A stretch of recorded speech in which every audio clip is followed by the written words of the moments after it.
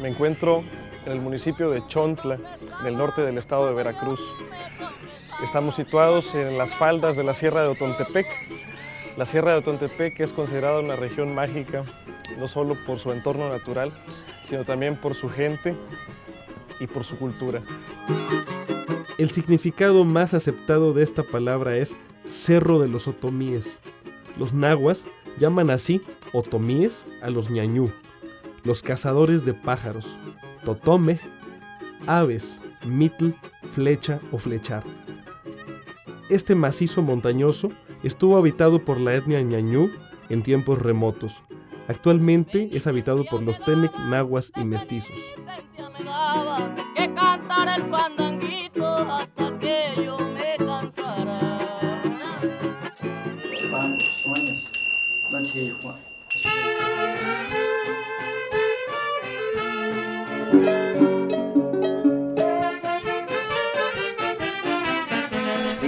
Sí, yo sufrí.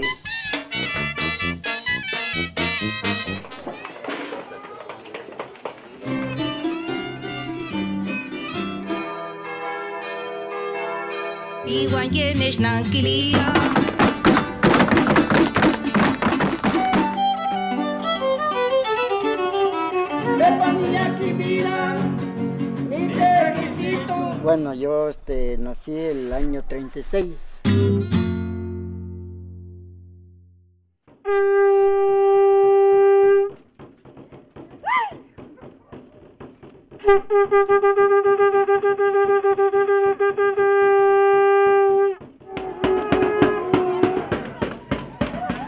Escribe la maestra en antropología social Nelly del Ángel, originaria de San Francisco Chontla.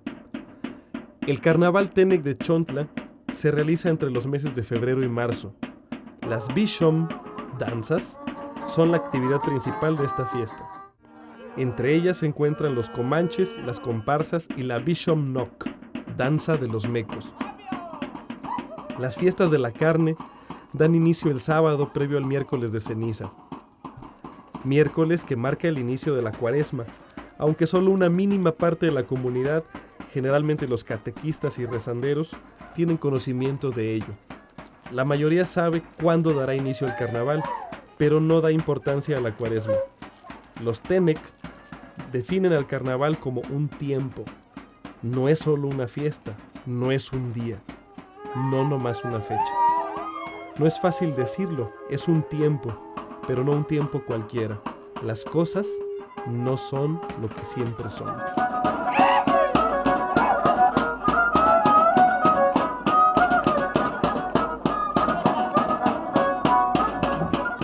La comunidad está recibiendo a los antepasados, ellos están tomando posesión de la comunidad. Esta danza de los mecos y las otras danzas, se dice que los danzantes se cubren no solo con las vestimentas o el personaje de los antepasados, sino con su espíritu. Se considera que en esta temporada hay un espíritu del carnaval que luego se puede decir que se les agrega en varios espíritus, el del meco, el del comanche, los de las comparsas, están en la comunidad. Es un tiempo, podría decirse, liminal, donde es un tiempo donde se encuentran los mundos, ¿no? El mundo de los tenec vivos y el mundo de sus antepasados. Es un tiempo bueno y también es un tiempo peligroso. Los danzantes tienen esa dualidad. Los danzantes curan, pero también los danzantes, la fuerza que no están controlando porque no son ellos, sino este espíritu puede ser muy fuerte. Las mamás protegen a algunos bebés. Si los niños tienen miedo, no los acercan porque pueden perder un poco de su sombra, un poco de su alma. Ante el impacto pues de estos seres que están en este momento, en este tiempo, en la comunidad.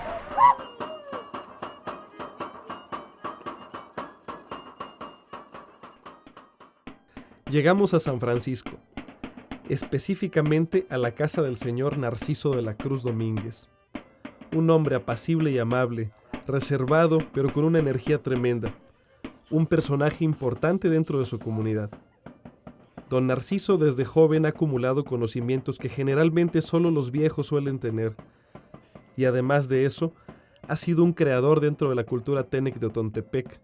Atesora lo aprendido y lo enriquece con su propia creatividad. Es agricultor, catequista, danzante, músico, maestro de Tenec para niños y jóvenes, ritualista, padre de familia, promotor de las tradiciones. Si tuviera más salud y posibilidades económicas, no tendría límites, comenta Nelly del Ángel. En la entrada de su casa hay también instrumentos, vestuarios e indumentaria para danzar, aparatos de sonido y en la pared varias fotografías de sus actuaciones memorables. Al fondo de la casa, junto a la mesa más grande, están don Narciso y su esposa, doña Aurelia Hernández Santiago. Preparan con fervor religioso la ofrenda, el bolim, un tipo de tamal muy grande en el que cabe un pollo completo, sagrado en fiestas y rituales de los Tenec. Hombres y mujeres participan por igual en este proceso. Su preparación es un ritual que enseña y habla sobre compartir. Es un privilegio para nosotros poder presenciar un momento tan íntimo de esta familia. Cada etapa de la preparación y todo cuanto se manifiesta ante los sentidos está lleno de misticismo y de gratitud. En este momento estamos preparando el tradicional bolim Tenec.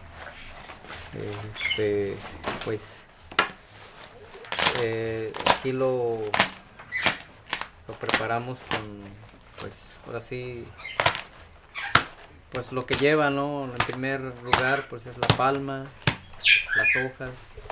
Pero este bolim es tradicional porque es como forma de tamal grande, ¿sí? Entonces pues también lleva los mismos ingredientes como el chile color, el guajillo, también pues se hace de carne de pollo o de puerco, pero también hacemos así. Si no se le pone carne, se le pone, por ejemplo, el frijol molido, ¿sí? Pero también pues se le pone su manteca, para que la masa salga así, que no salga muy dura, ¿no? Al cocerse, que tenga buen sabor. Es hoja de plátano. Aquí esta palma, aquí es la palma real de aquí de la región. O sea, aquí nosotros no conocemos otra palma más que esta. Sí, es una palma en donde, por ejemplo, bueno, ahorita nosotros ya no la usamos tanto más que en esto, o para empajar un jacal o una casa. El bolim viene de la envoltura, ¿no? Bolim, envolver. La preparación del bolim marca el inicio del tiempo de carnaval. Acudimos a un patio vecino. La preparación del bolim se lleva a cabo en muchas casas de San Francisco y otras comunidades Tenec de Chontla. El camino al patio trasero es poético. Al atravesar la cocina, nos topamos de cara con el humo y el fogón. Ahí se encontraba nuestro amigo Manuel Munguía, otro huasteco célebre, apasionado de sus raíces. «Mira, ahí viene la magia», decía con la mirada perdida en aquel instante tan lleno de todo. Y en verdad tenía razón. Quizá uno de los momentos que más embrujan del rito de preparación del bolim es cuando es enterrado para cocinarse. Los hombres de la familia introducen los envueltos en un hoyo en la tierra previamente preparado con brasas ardientes.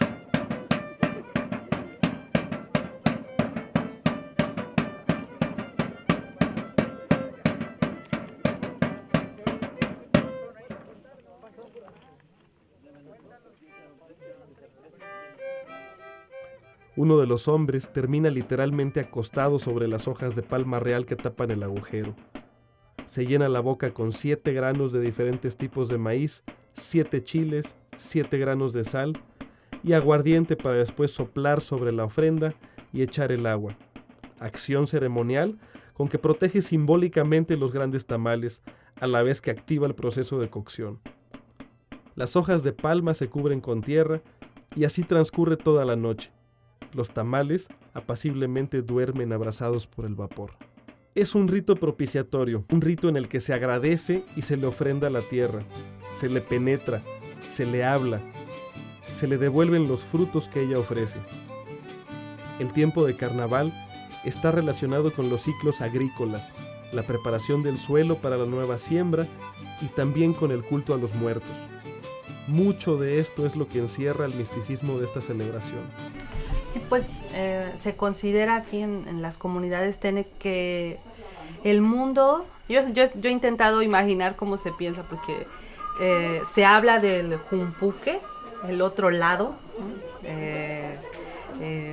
donde están los seres que han muerto, donde están los antepasados, donde están incluso los seres que fueron antes que los Tenec, antes de este mundo en el que estamos viviendo ahora, pero se considera que es un mundo que se comparte. A ellos pertenece el monte, las zonas que están fuera de la comunidad, pero en estas épocas ellos vienen a la comunidad, están aquí y entonces se considera en realidad que es un solo mundo que se está compartiendo y por ello los elementos como la tierra, ¿no? Se consideran que en esta temporada se embisten los danzantes de ella. El bolim claramente también representa a un difunto. Amparo Sevilla menciona que la actuación benigna de los ancestros propicia buenas cosechas, ya que estos son intermediarios entre los mortales y las deidades, y además intervienen directamente en la fecundación de la tierra por encontrarse en su seno. Es decir, se trata de la coparticipación de vivos y muertos en la conservación y reproducción del equilibrio vital. Algunos pobladores llaman al bolim zacahuil, tomando el nombre del tamal gigante de los nahuas, pero no se trata del mismo platillo que se conoce más popularmente. El cielo se oscurece. Caminamos por las calles de San Francisco junto con sus habitantes hacia la explanada de la galera del bolim. El rito comenzó a hacerse en ese lugar para aquellos jóvenes y niños en cuyas casas ya no se hacía, para que lo vieran y de esa manera la gente se animara a continuar haciéndolo. Lo común era que cada quien lo enterrara en su propia casa o en casa de algún familiar. Solían ser entierros familiares, pero nos cuentan que a la gente al final le gustó enterrarlo en el centro del pueblo. Es significativo el hecho que desde el principio llegaban personas a enterrar uno de los bolimes que se hacía en su casa, pues es algo que se disfruta entre todos y se regala para quien guste acompañar. Actualmente la asistencia es nutrida y mucha gente de comunidades vecinas, nahuas y Tenec, así como de lugares lejanos, viaja a San Francisco en esas fechas. En la explanada comienza la música. Un violín, un tambor y un caracol o cuerno de toro. Una de las formaciones instrumentales más inusuales de la región, tal vez única. El sonido es primitivo, poderoso y evocador. El entierro del bolim es acompañado por estos instrumentos y con un repertorio muy especial de sones, algunos de ellos sin nombre.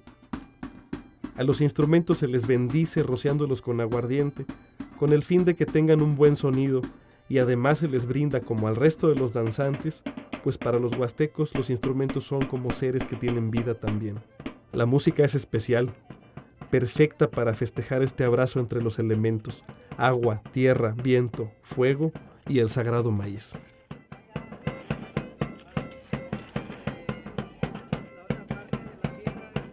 Cuando yo empecé a pintar, vivía un señor que él nomás lo había hecho su tambora. Ya ves que hay cedros así que se pudren, están podridos por dentro. Sepa cómo lo hizo, lo estuvo arreglando, lo hizo un hueco así largo. Y allí con cuero, no sé, pues aquellos tiempos había mucho venado, creo. Él lo arregló, le puso un aro y lo tapó acá, y luego con hilos empezó a amarrar. Es lo que traía. O sea, ellos lo hacían en aquellos tiempos, yo todavía vi esos tipos de tambor. Ahorita sí hay de esos hechos así.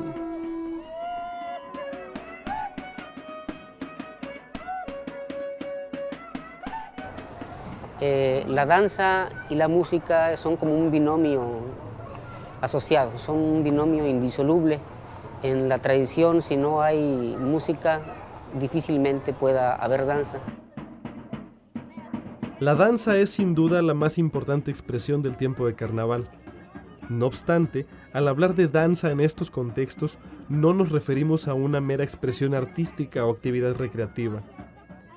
En la cosmovisión Tenec, al igual que en la de todos los pueblos primigenios, el concepto de danza está repleto de significados y elementos mágicos religiosos.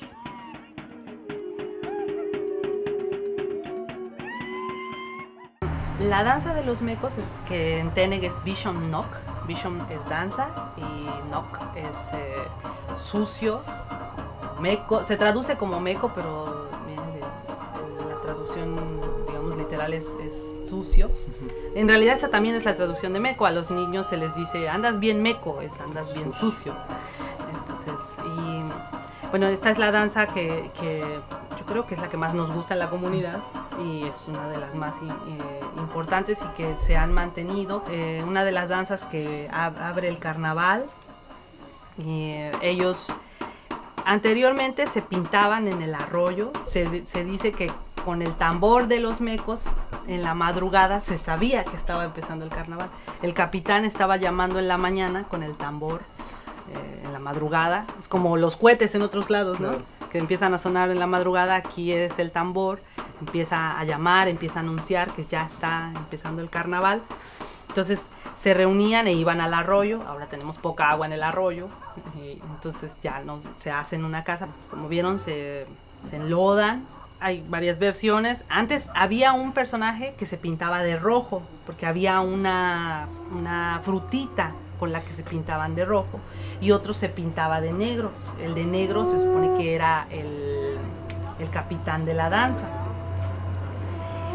Se ha hablado mucho al respecto. Se decía que este personaje de rojo simbolizaba al sol y este personaje de negro simbolizaba al diablo, que es una figura muy importante en el carnaval. En realidad aquí la figura de diablo es más bien hipostasiada, ¿no? Es más bien la idea del malo, el atash, decimos nosotros, el mal, más bien, ¿no? Y personalizado en alguien, pues sería el malo. Pero él dirige el carnaval. Eso habla de esta dualidad de la que te decía, es esta dualidad que toma a la danza y a la comunidad del mal. Él los dirige.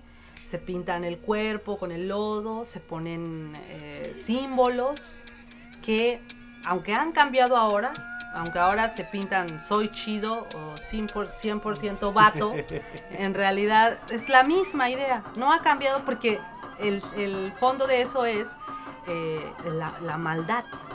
La maldad y la jocosidad. Sí, un poco ¿no? Parodia de sí. Lo maligno, ¿no? Sí, lo que se considere mal, antes se consideraba, se ponían, por decir, antes se ponían, dibujaban como un sol eclipsado, un poco como que no había logrado salir, ¿no? Que es la idea de que no está naciendo el sol, es un poco la oscuridad, ¿no? Entonces, simplemente cambia, se actualiza, yo digo, están actualizados, ¿no? Sí. Soy naco, le ponen, o cosas que se consideran, pero es la misma, en el fondo la misma idea. Se pintan motas que se ponen con carrizo.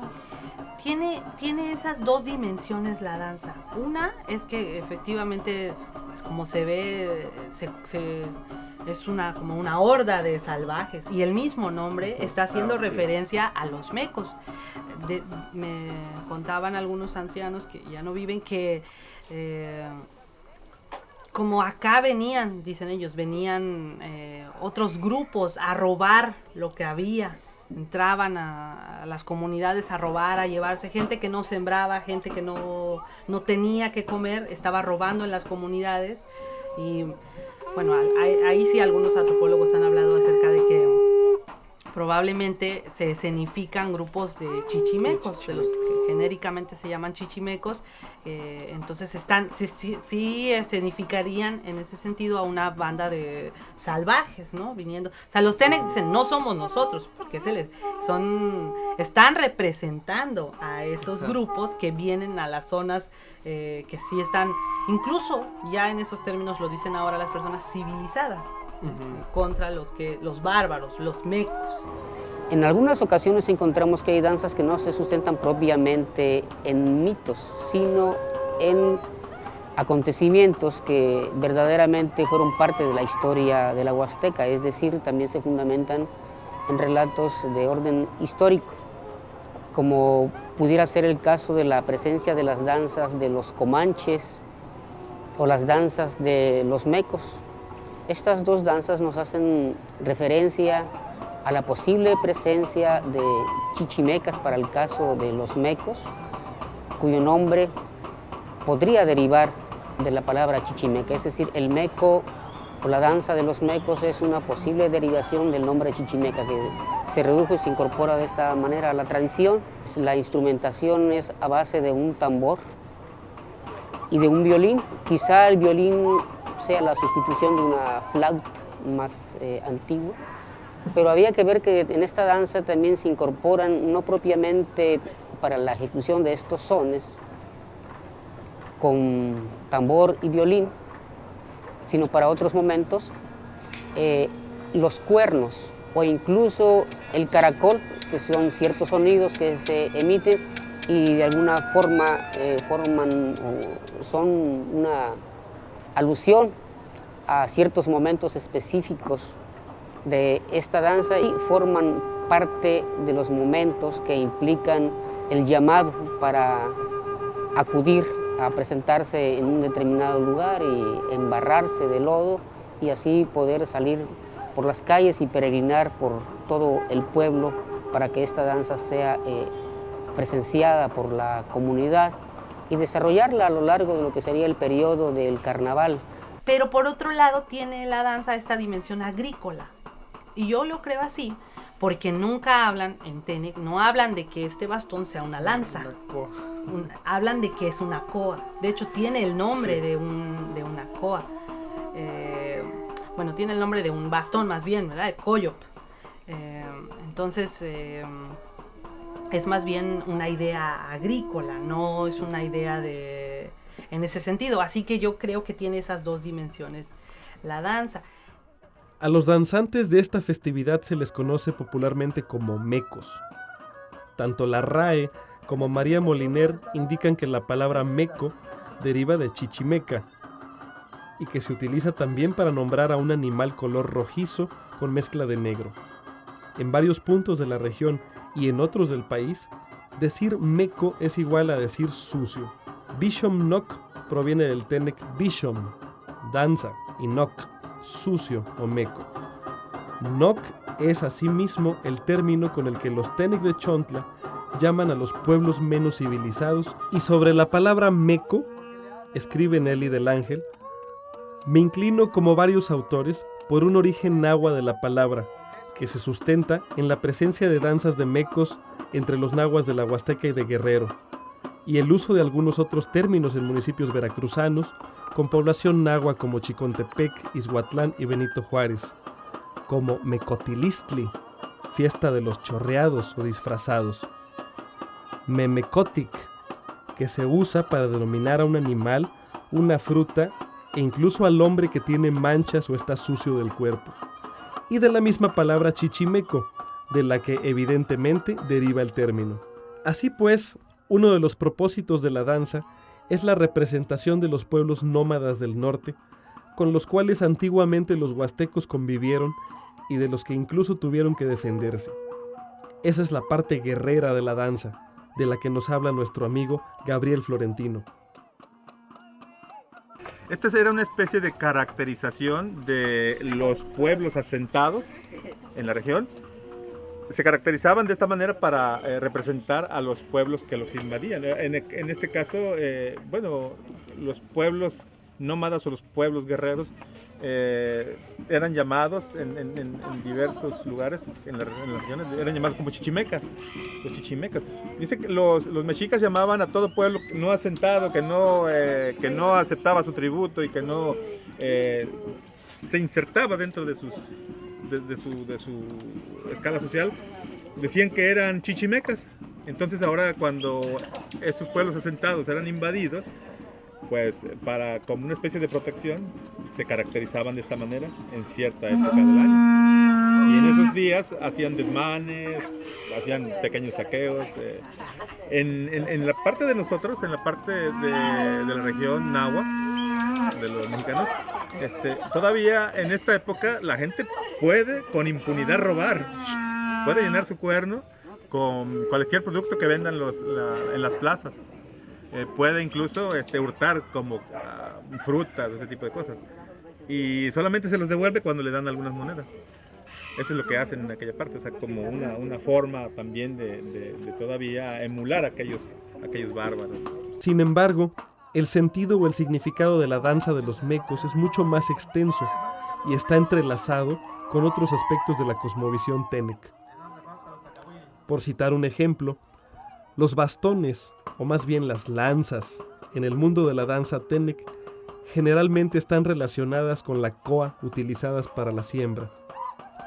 Pero también son representaciones del falo, el instrumento fecundador. En la siembra se penetra la tierra, que es la madre, dadora de vida y la feminidad misma. Aquí absolutamente todo se toma de la inmediatez de la naturaleza, y esto guarda una serie de simbolismos importantes, entre los cuales llama la atención el hecho de volver a la tierra, el conectarse con la naturaleza misma, por ende, con los espíritus dueños del monte y con los ancestros que ya forman parte del todo. Los mecos utilizan collares de una fruta silvestre de color rojo, conocida como arete de puerco, o con el bejuco conocido como oinoc, gargantilla del meco, y de una fruta del zacate llamada San Juan, la cual se dice sirve para alejar los malos aires, y se coronan con una enredadera llamada flor del meco, o en su defecto con el bejuco barba de viejo. Cada uno porta un coyop, bastón que adornan con los bejucos mencionados y cuelgan de ellos animales disecados, como ardillas, armadillos y mapaches, entre otros animales que, valga decir, son considerados como pertenecientes al espacio silvestre, al alte, monte. Por su parte, el antropólogo Rubén Croda anota que la característica de estos personajes con las pieles en la espalda también pudieran estar representando cazadores. Cuando yo empecé a pintarme, tenía yo unos 10 años. Entonces aquel tiempo había muchos mecos, muchas danzas de diferentes lugares, solitos llegaban aquí, se visitaban, no necesitaba invitarlos. Y ahorita no, ahora hay que invitar para que vengan, y aquellos tiempos no. Porque yo me acuerdo aquí en San Francisco salía una cuadrilla, pero puros grandes, gente grande, allí niños no los veíamos.